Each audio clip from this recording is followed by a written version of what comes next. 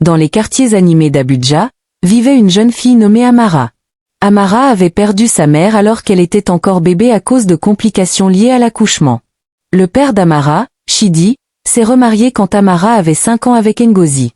Ngozi semblait charmante aux yeux de tous, mais elle était cruelle envers Amara. Amara était très heureuse d'avoir une petite sœur et voulait être tout ce qu'une grande sœur pourrait être. Mais Ngozi l'empêchait de s'approcher de sa fille Chioma et lui rappelait constamment qu'elle n'avait pas de mère. Amara pleurait et le rapportait à son père Chidi qui ne pouvait pas faire grand-chose parce que Ngozi avait pris le dessus sur lui. Les années passèrent, les filles grandirent pour devenir de belles jeunes femmes et leur caractère se développa de manière excessive. Ngozi veillait à ce qu'Amara fasse toutes les corvées domestiques comme nettoyer l'immense maison familiale, faire les courses à pied dans la ville avec peu d'argent, tandis que Chioma passait ses journées à se prélasser dans le luxe profitant des plats raffinés et des desserts coûteux. Un jour, alors qu'Amara revenait du marché avec des provisions insuffisantes pour nourrir toute la famille, elle découvrit que Ngozi avait invité ses amis fortunés pour un grand dîner. « Amara !» cria Ngozi. « Tu vas préparer un festin pour 25 personnes avec ce que tu as rapporté. Et si mes invités ne sont pas satisfaites, tu passeras la nuit dehors. » Amara, épuisée, se mit à l'œuvre, créant des miracles culinaires. Avec presque rien, les invités furent éblouis par les plats, complimentant Ngozi sur son excellente cuisinière. Ngozi sourit, s'appropriant tout le mérite sans mentionner Amara. Cette même soirée, Amara entendit par hasard une conversation entre Ngozi et sa sœur Adaez. « Ma chère Ngozi, murmurait Adaez, cette fille devient trop belle. As-tu vu comment les hommes la regardent au marché? Elle pourrait te faire de l'ombre et à Chioma aussi, d'un ton glacial. J'y ai pensé. C'est pourquoi je vais intensifier ses corvées. Plus elle sera fatiguée et négligée, moins elle sera remarquée. » Le lendemain, Ngozi obligea Amara à nettoyer les gouttières de la maison de 4 étages. Une tâche dangereuse qu'elle devait accomplir seule. Amara glissa et se blessa à l'épaule. Mais Ngozi refusa de l'emmener voir un médecin prétextant que c'était sa faute. « Les maladroites n'ont que ce qu'elles méritent », déclara-t-elle froidement.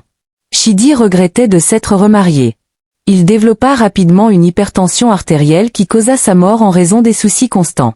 Amara se retrouva seule dans un monde froid en tant qu'orpheline, maltraitée par Ngozi et Chioma. Peu après la mort de Chidi, un notaire, Maître Okonkwo, se présenta à la maison. Il révéla que Chidi avait secrètement constitué un petit héritage pour Amara, caché dans un coffre-fort dont lui seul connaissait l'existence. Ngozi devint livide en apprenant cette nouvelle. « Cette somme reviendra à ma fille, Chioma », déclara-t-elle avec autorité. Mais Maître Okonkwo fut ferme. « Madame, le testament est clair. Cet héritage appartient légalement à Amara quand elle aura 22 ans. » Ngozi rusée élabora un plan diabolique. Elle contacta son cousin Emeka, un homme peu scrupuleux pour qu'il séduise Amara et l'épouse avant ses 22 ans, lui permettant ainsi de récupérer l'héritage par manipulation. Emeka, un homme de 38 ans au passé douteux, accepta moyennant une part de l'héritage. Emeka commença à rôder autour de la maison, prétendant être un ami de la famille venu soutenir Ngozi après la mort de Chidi. Il essayait de charmer Amara avec des compliments et de petits cadeaux, mais Amara, méfiante par nature après tant d'années de cruauté, gardait ses distances. Un soir, Emeka tenta de forcer Amara à sortir avec lui. « Une jeune fille comme toi a besoin d'un homme pour la protéger », insistait-il en la coinçant dans la cuisine. Amara réussit à s'échapper et se réfugia dans sa petite chambre, barricadant la porte avec une chaise. Elle pleurait, réalisant que même dans sa propre maison, elle n'était pas en sécurité. L'héritier de l'homme le plus riche du pays, le milliardaire de Zenith Corporation, était parti depuis l'âge de 7 ans pour ses études dans des écoles privées prestigieuses à l'étranger. C'était maintenant le moment pour lui de revenir car la tradition familiale exigeait qu'il choisisse une épouse. L'assistant de confiance du milliardaire, Samuel, un homme méticuleux, fut chargé de sélectionner 6 belles jeunes femmes qui seraient conviées à l'un des grands pantous du milliardaire lors de son retour. Après une période de 3 mois, Samuel choisit Chioma, Amara et 4 autres jeunes femmes élégantes de la ville. Elles commencèrent toutes à se préparer pour être impeccables, espérant que l'héritier pourrait décider de se marier avec l'une d'elles et en faire sa future épouse. Ngozi décida de faire de Chioma une véritable icône de beauté, investissant dans des produits de soins de la peau de luxe et des séances dans les meilleurs spas de la ville. Elle engagea même une coach en étiquette, Madame Fumilayo, pour parfaire les manières de Chioma. Madame Fumilayo, Une femme raffinée de 55 ans, remarqua immédiatement les qualités naturelles d'Amara lors de sa première visite. Cette jeune fille a une grâce innée, confia-t-elle à Ngozi. Avec un peu de formation, elle pourrait surpasser toutes les autres candidates. Ngozi, furieuse de ce commentaire, congédia immédiatement Madame Fumilayo et interdit à Amara d'assister aux leçons. La peau de Chioma devint éclatante, comparable à une star de cinéma. Amara, en revanche, reçut encore plus de tâches devant nettoyer et organiser sans relâche et on lui ordonna de ne se doucher qu'une fois tous les 3 jours pour qu'elle paraisse négligée, épuisée et non présentable devant l'héritier, assurant ainsi son exclusion immédiate. Pour s'assurer qu'Amara reste à l'écart, Ngozi l'enferma dans le grenier pendant 4 jours avant la sélection finale, prétextant qu'elle avait cassé un vase précieux. Amara n'eut droit qu'à du pain et de l'eau. Et quand elle protesta, Ngozi menaça de la dénoncer à la police pour vol. Une femme de la ville, Ifeoma, remarqua les mauvais traitements infligés à Amara par Ngozi et Chioma.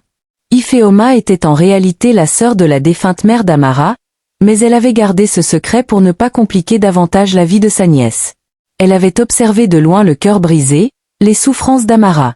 Elle leur dit « Mère et fille, ce que vous faites à Amara est totalement injuste et inacceptable. Le monde est imprévisible et l'avenir de cette jeune fille pourrait être plus brillant que celui de votre fille. S'il vous plaît, mettez fin à ces mauvais traitements avant qu'il ne soit trop tard. Dieu m'en garde. L'avenir de ma fille est assuré et Amara ne sera jamais à sa hauteur. Il est évident que tu ne nous veux pas du bien. Alors pars maintenant. Que la ville, ses buildings et tout ce qui nous entoure soient témoins que je vous ai avertis. » Cette nuit-là, Ifeoma se rendit discrètement au cimetière où reposait sa sœur, la mère d'Amara. Elle déposa des fleurs fraîches sur la tombe et murmura « Ma chère sœur, je veillerai sur ta fille. Je n'ai pas pu l'aider ouvertement, mais le moment est venu d'agir. Pardonne-moi de ne pas être intervenue plus tôt. » Il restait un jour avant que les jeunes femmes sélectionnées ne se rendent aux pantouses du milliardaire. Amara était folle de joie à l'idée d'échapper enfin aux corvées pendant 3 mois, d'avoir accès à des repas décents et à des douches quotidiennes. Seule dans sa petite chambre, elle fit une prière, les larmes coulant sur ses joues. « Seigneur, je confie celles qui sont enceintes entre tes mains qu'elles ne meurent pas en laissant leurs enfants dans ce monde. Garde-les en vie pour élever leurs enfants afin qu'ils ne finissent pas comme moi. » Amara qui travaille sans relâche, sans nourriture, ne se douche qu'une fois tous les 3 jours, sans beaux vêtements, sans bonnes chaussures, sans amis, sans père, sans mère, juste moi. Elle s'arrêta, plaira longtemps, puis conclut. Que ta volonté pour ma vie soit faite alors que je me rends aux pantouses demain. Le jour arriva. Chioma avait soigneusement rangé ses vêtements de créateur, ses bijoux de luxe et ses produits de beauté dans des valises haut de gamme. Tandis qu'Amara n'avait ni valise ni vêtements décents à emporter, elle décida donc de partir avec ce qu'elle portait car l'important pour elle était de quitter cette maison oppressive. Dès qu'elle tenta de sortir pour rejoindre Chioma, Ngozi lui ordonna de rentrer. Pour la première fois, Amara osa questionner ses ordres. Pourquoi? Ngozi lui répondit par une gifle violente. Alors, tu veux aller aux pantouses pour leur dire que tu travailles sans arrêt, sans manger et que tu portes toujours la même robe pour leur faire croire que je ne m'occupe pas de toi, hein, sorcière? Mère, s'il te plaît. Ngozi l'interrompit. Je ne suis pas ta mère. Ta mère paresseuse et faible est dans la tombe. Si tu as quelque chose à lui dire, trouve sa tombe. Elle se tourna vers Chioma et dit.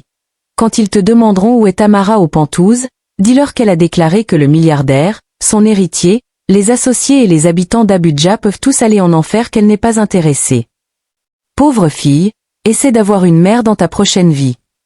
Puis elle prit ses valises et partit pour le Pantouze. L'espoir d'Amara de quitter la maison s'effondra et pour la première fois, elle songea à en finir. Mais elle ne trouva aucun moyen pour mettre ses pensées à exécution. Elle grimpa sur le toit de la maison, regardant la ville s'étendre devant elle, se demandant si quelqu'un remarquerait sa disparition. À ce moment, elle entendit la voix d'Ifeoma qui l'appelait depuis la cour. Ifeoma apparut et demanda ce qui s'était passé. Ngozi répondit « Rien ne s'est passé, madame. Rentrez chez vous. » Ifeoma se tourna vers Amara. « Que fais-tu encore ici sans être prête alors que les autres sont déjà aux pantouses ?» Amara trouva le courage de raconter à Ifeoma comment sa belle-mère l'avait forcée à rester, comment elle travaillait sans relâche avec peu ou pas de nourriture, comment elle n'était autorisée à se doucher qu'une fois tous les 3 jours et que ce qu'elle portait était le meilleur de ses vêtements. Elle raconta aussi les tentatives d'Emeka de la courtiser de force et sa peur grandissante. Ifeoma se tourna vers Ngozi. « Femme, où est ta conscience?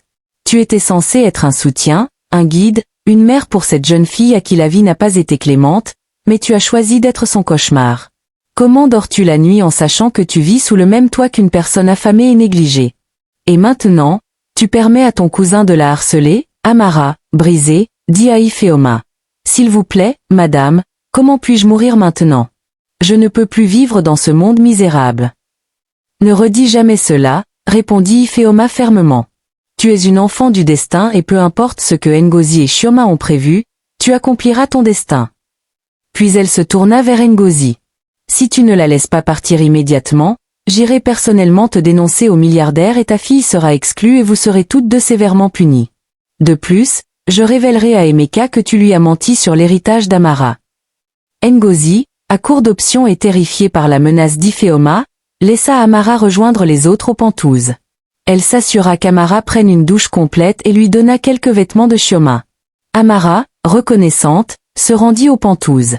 À son arrivée, les portes sécurisées étaient fermées. Amara frappa timidement. Un gardien de sécurité ouvrit et la questionna. « S'il vous plaît. Ne me renvoyez pas, dit-elle. Ma belle-mère a tout fait pour m'empêcher, mais Dieu est intervenu. » Le gardien répondit. Attendez une seconde.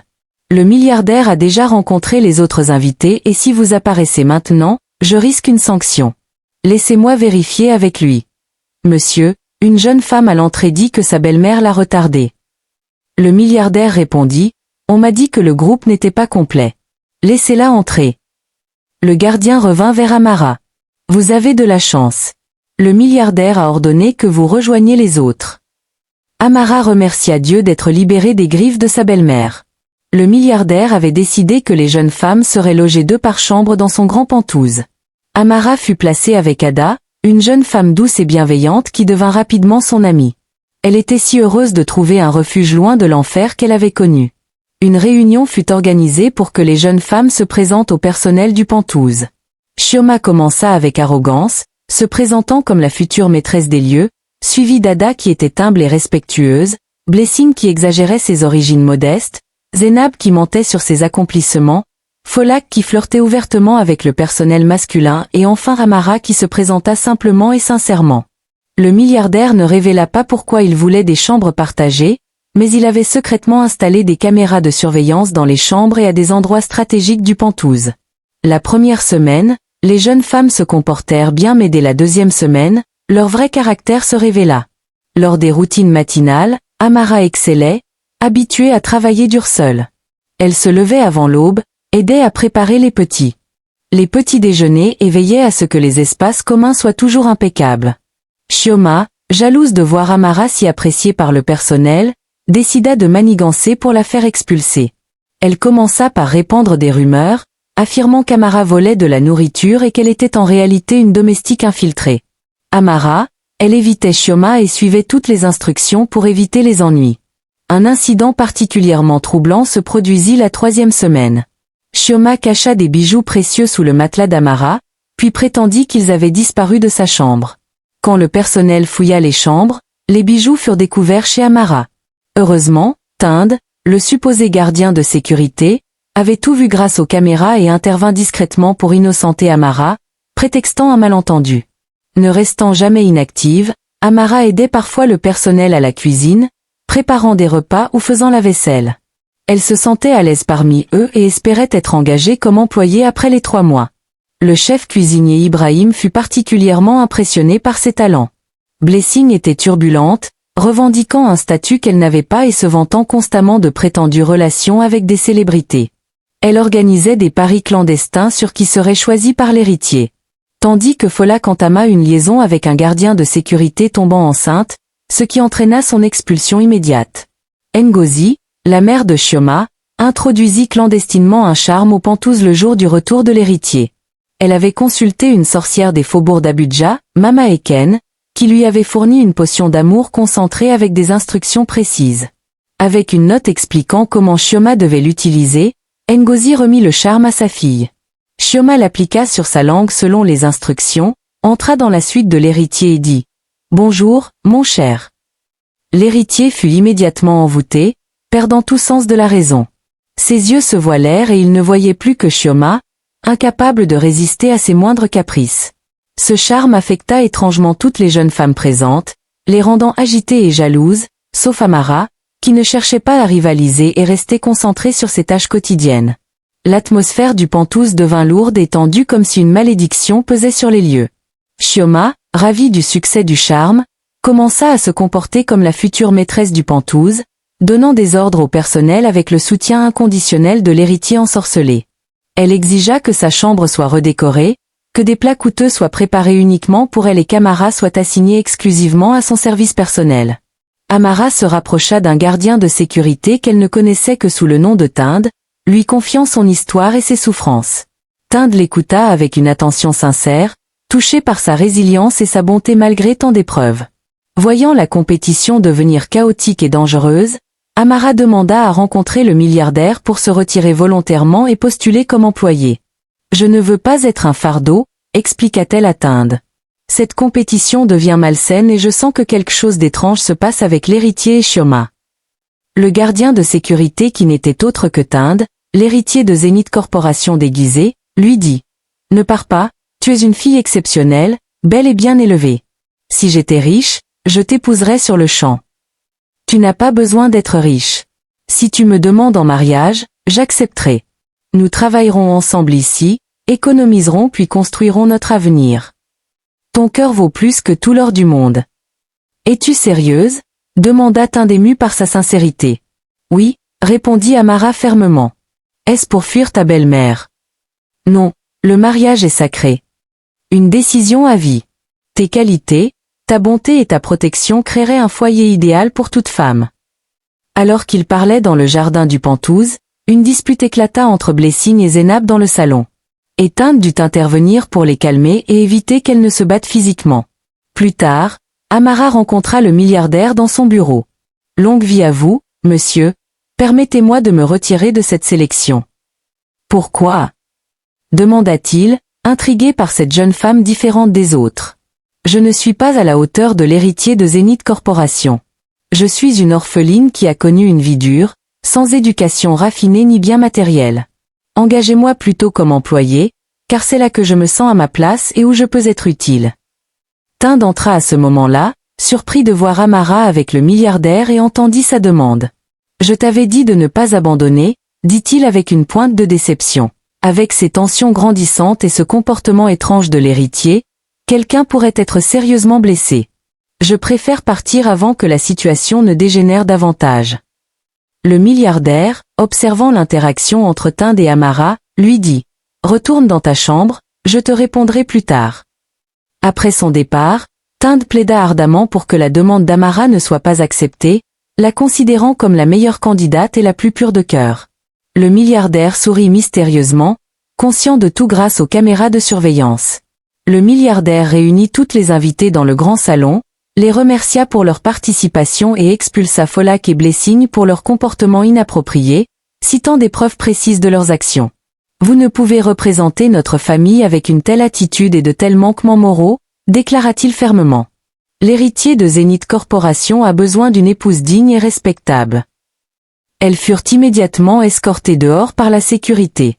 Chioma, Amara, Ada et Zénab retournèrent dans leur chambre, mais l'atmosphère était devenue électrique. Amara, déçue que sa demande de retrait soit ignorée, voulait juste rejoindre le personnel et commencer une nouvelle vie loin des intrigues.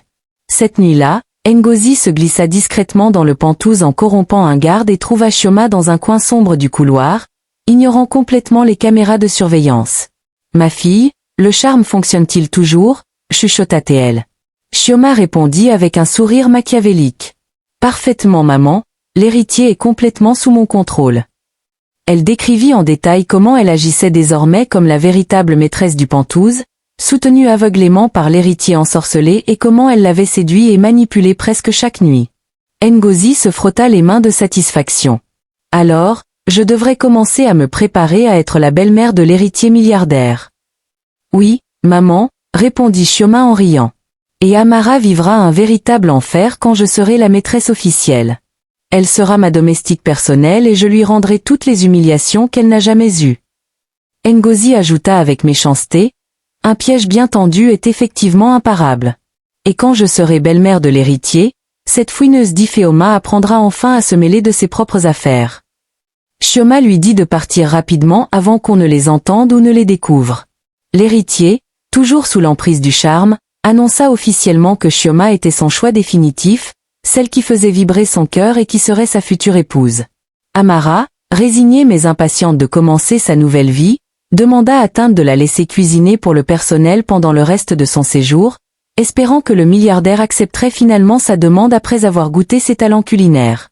Tinde, ne connaissant pas encore ses véritables intentions, accepta sa demande. Le milliardaire et l'héritier remarquèrent immédiatement que les repas étaient devenus exceptionnels, raffinés et créatifs. Le milliardaire demanda au chef s'il avait engagé un nouveau cuisinier sans son autorisation. Tinde répondit honnêtement. Non monsieur, c'est Amara qui a cuisiné tous ces plats et qui a même redécoré certaines parties du pantouse avec des fleurs et des arrangements qu'elle a créés. Impressionné par tant de talent et de grâce naturelle, le milliardaire était de plus en plus convaincu qu'Amara était l'épouse idéale pour son héritier. Il demanda directement à l'héritier ensorcelé ce qu'il pensait vraiment d'Amara. Elle n'est absolument pas mon genre, père. Mon choix est définitivement fait. C'est Chioma et personne d'autre, répondit-il d'une voix monotone, les yeux toujours voilés par le charme. Chioma, de plus en plus mal à l'aise avec la présence d'Ada, Amara et Zénab, planifia une action radicale pour les éliminer définitivement et gagner automatiquement la compétition. Elle provoqua une dispute violente, accusant les autres de jalousie et de tentative de sabotage. Ada et Zénab, sages, l'évitèrent et refusèrent de tomber dans ses pièges. Mais Zénab, poussée à bout par les provocations constantes, finit par craquer et répondre agressivement. L'héritier ensorcelé, furieux qu'on s'oppose à sa bien-aimée, ordonna immédiatement son expulsion. « Comment oses-tu t'en prendre à ma future femme ? Sors immédiatement de ma demeure. » Il ne restait plus que 2 jours avant la cérémonie finale. Amara revint voir Tinde une dernière fois. « Merci d'être un véritable ami dans ce monde de fausseté. » Tinde apprécia profondément sa bonté sincère et désintéressée. Elle ajouta avec des larmes dans les yeux. « Peux-tu redemander une dernière fois au milliardaire de m'engager comme employée permanente ? Je ne veux vraiment pas rentrer. Chez moi. Ma belle-mère me détruira physiquement et mentalement. Même si Chioma gagne cette compétition, je serai au moins protégée ici et je pourrai travailler honnêtement. » Tinde répondit avec émotion. « Assèche tes larmes, ma chère Amara. Je ferai tout ce qui est en mon pouvoir pour t'assurer ce poste. Je ne veux pas te perdre et je ne serai jamais tranquille si tu retournais dans cet enfer que tu as décrit. Tu mérites tellement mieux que ce que la vie t'a donné jusqu'à présent. Merci de tout mon cœur. Je ne te décevrai jamais, dit Amara en retournant dans sa chambre, le cœur un peu plus léger malgré l'incertitude. Le jour de la grande cérémonie finale arriva enfin. Tous les habitants influents d'Abuja étaient réunis dans le somptueux Pantouse pour assister à ce moment historique où l'héritier choisirait officiellement sa future épouse. L'atmosphère était électrique, mélange d'excitation et de tension. Ada et Chioma brillaient dans leurs robes de créateurs coûteuses. Ada portant une robe verte émeraude élégante et Chioma arborant une robe dorée provocante. Amara quant à elle portait une simple mais jolie robe offerte par Ifeoma. Une tenue modeste mais qui révélait sa beauté naturelle. Elle n'attendait plus qu'une chose, que cette cérémonie se termine pour commencer sa nouvelle vie comme employée du Pantouse. Le milliardaire s'avança vers le centre de la grande salle et s'adressa solennellement à la foule assemblée. Chers habitants d'Abuja, 6 jeunes femmes remarquables ont été soigneusement sélectionnées par mon assistant Samuel pour cette compétition exceptionnelle. 3 d'entre elles ont été exclues pour diverses raisons et 3 finalistes se tiennent aujourd'hui devant vous. Selon notre tradition familiale séculaire, l'héritier de Zenith Corporation doit annoncer personnellement son choix devant toute la communauté. La foule acclama avec enthousiasme. C'est effectivement la tradition, monsieur. Nous sommes honorés d'y assister. Le milliardaire continua d'une voix forte. Mon fils unique, l'héritier de Zenith Corporation, a étudié dans les meilleures institutions à l'étranger depuis l'âge de 7 ans après la mort tragique de ma bien-aimée épouse. Beaucoup d'entre vous ne l'ont pas vu depuis son retour récent et ne le reconnaîtraient probablement pas s'ils le croisaient dans les rues de notre belle ville. Il fit une pause dramatique puis déclara « Permettez-moi donc de vous présenter officiellement Tinde, l'héritier légitime et unique de Zenith Corporation. » La foule explosa en applaudissements stupéfaits en découvrant que le gardien de sécurité qu'ils avaient à peine remarqué était en réalité l'héritier milliardaire. Les murmures de surprise se propagèrent dans toute l'assemblée. Chioma, sous le choc de cette révélation, s'évanouit complètement et s'effondra sur le sol de marbre. Son monde venait de s'écrouler. Elle avait passé des semaines à séduire et manipuler un homme qu'elle croyait être l'héritier alors que le véritable héritier était celui qu'elle avait traité avec condescendance. Ngozi présente dans l'assemblée resta totalement sans voix, son teint devenant livide comme si elle avait vu un fantôme. Tinde rayonnant dans son costume sur mesure, salua gracieusement la foule et prit la parole d'une voix claire et confiante. Mes chers concitoyens d'Abuja, ce plan élaboré par mon sage père était destiné à tester authentiquement le caractère véritable de nos candidates. Ce stratagème m'a offert le plus précieux des cadeaux, la possibilité de connaître le cœur sincère de celle qui partagera ma vie. Il se tourna vers l'assemblée avec un sourire radieux. Mon peuple bien-aimé, la future épouse de cette famille, celle qui sera votre future dirigeante et la mère de mes enfants, n'est autre qu'Amara. Amara, complètement incrédule et paralysée par l'émotion, resta figée sur place, des larmes de joie et de stupéfaction coulant abondamment de ses yeux. Jamais elle n'aurait pu imaginer, même dans ses rêves les plus fous, qu'une telle intervention divine puisse bouleverser sa vie de manière si radicale et merveilleuse.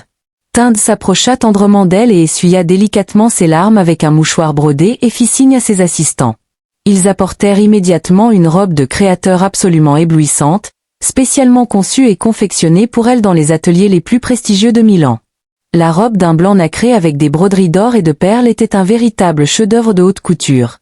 C'était un rêve devenu réalité pour Amara qui n'avait jamais porté que des vêtements usés et rapiécés. Elle enfila cette robe de princesse et la transformation fut magique. Elle était absolument éblouissante, rayonnante de beauté naturelle et de bonheur pur. Ngozi et Chioma, complètement humiliés et désemparés, ne purent supporter davantage cette humiliation publique. Elles s'enfuirent précipitamment du Penthouse sous les regards réprobateurs et les murmures de la foule qui avait enfin compris leur vraie nature malveillante. Dans les mois qui suivirent, l'homme que Chioma avait séduit et manipulé n'était qu'un acteur professionnel engagé par le milliardaire pour son plan. Quand l'effet du charme magique se dissipa, il révéla toute l'affaire, confessant comment Chioma l'avait utilisé et trompé. Chioma découvrit avec horreur qu'elle était enceinte de cet homme qui n'était qu'un simple employé sans fortune. Elle devint mère célibataire, abandonnée par sa propre mère Ngozi, qui rongée par la honte et l'humiliation, quitta Abuja pour s'installer dans une ville lointaine. Amara et Tinde célébrèrent leur mariage dans une cérémonie grandiose, entourée de tous les habitants d'Abuja qui les acclamaient. Ifeoma, rayonnante de bonheur, révéla enfin à Amara qu'elle était sa tante maternelle et qu'elle avait veillé sur elle depuis toujours. Ma chère Amara, lui dit Ifeoma en pleurant de joie. Ta mère serait si fière de voir la femme exceptionnelle que tu es devenue malgré toutes les épreuves. Amara, devenue la dame de Zenith Corporation, utilisa sa position pour créer des œuvres de charité, aidant les orphelins et les jeunes filles en détresse. Elle n'oublia jamais ses origines humbles et resta toujours proche du peuple d'Abuja. Tinde et Amara eurent plusieurs enfants magnifiques qu'ils élevèrent avec amour et sagesse, leur enseignant l'importance de la bonté, de l'humilité et de la justice. Leur amour sincère et leur histoire extraordinaire devinrent une légende inspirante pour toutes les générations futures d'Abuja. Maître Okonkwo, le notaire remit finalement l'héritage de Chidi à Amara le jour de ses 22 ans. Avec cette somme, elle créa une fondation pour aider les jeunes filles orphelines à recevoir une éducation et à échapper aux situations de maltraitance. Emeka, le cousin de Ngozi, fut arrêté pour tentative d'escroquerie et condamné à plusieurs années de prison. Mama Eken, la sorcière qui avait fourni le charme, disparut mystérieusement d'Abuja et ne fut jamais revue. Quant à Ngozi, elle vécut ses dernières années dans la solitude et les regrets, réalisant trop tard que sa cruauté envers Amara avait non seulement détruit la vie de sa belle-fille, mais également ruiné l'avenir de sa propre fille. L'histoire d'Amara devint un symbole d'espoir pour tous ceux qui souffraient d'injustice, prouvant que la bonté et la persévérance triomphent toujours du mal et que même dans les moments les plus sombres, le destin peut réserver les plus belles surprises. Si vous avez aimé cette histoire extraordinaire de résilience et d'amour, n'hésitez pas à la partager et à laisser un commentaire chaleureux pour encourager la création de telles histoires inspirantes. Dites-nous aussi depuis quel pays vous avez suivi cette aventure émouvante d'Amara et Tinde.